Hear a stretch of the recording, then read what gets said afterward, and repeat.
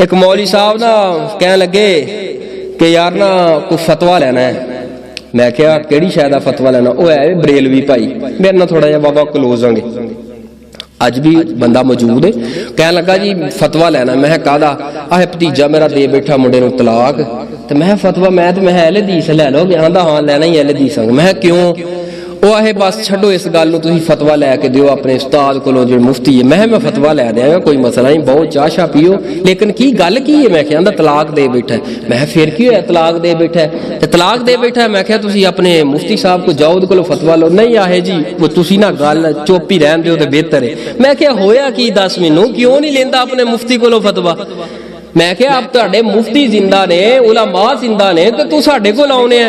वो कह लगा हाफिज़ साहब चुप करके ना बस तुसीं सानू चुप करके ना गल पढ़दे अंदर रहन दे, जे गल सारी छुपा के चुप करके ना बस मैनू ना तुसीं फतवा लिया के दे दिओ, मैं नाल चला जाना वा, बाकी गल गुल ना तुसीं खोलिओ ना। मैं कहा गल ते पुत्र खोलनी पेगी, खोलन तो बगैर ते फतवा नहीं मिलना। फतवा मैं लै देंगा।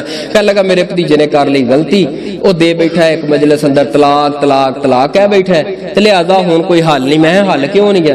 वो आहे उधर फिर वो हलाला करना पैंदा। मैं करा लो।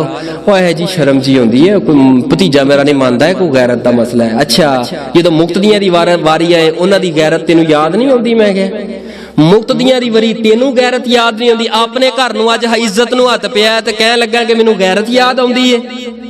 मौलवीओ जिस तरह के मिंबर ते उस तरह के थले होया करो, जो अपने लिए पसंद करते हो अपनी आवाम वास्ते वही पसंद करया करो। अल्हम्दुलिल्लाह साडा मिंबरो मेहराब खुले अल्फाज अंदर खुले दिल अंदर कवांगे, कोई बंदा हथ चुक के नहीं कह सकता असी घर वास्ते भी ओहो जे हां, असी आवाम वास्ते भी ओहो जे हां। असा जो कुरान पढ़े है असा ओ बयान करांगे, जो पैगंबर दी हदीस पढ़ी है असी ओ बयान करांगे।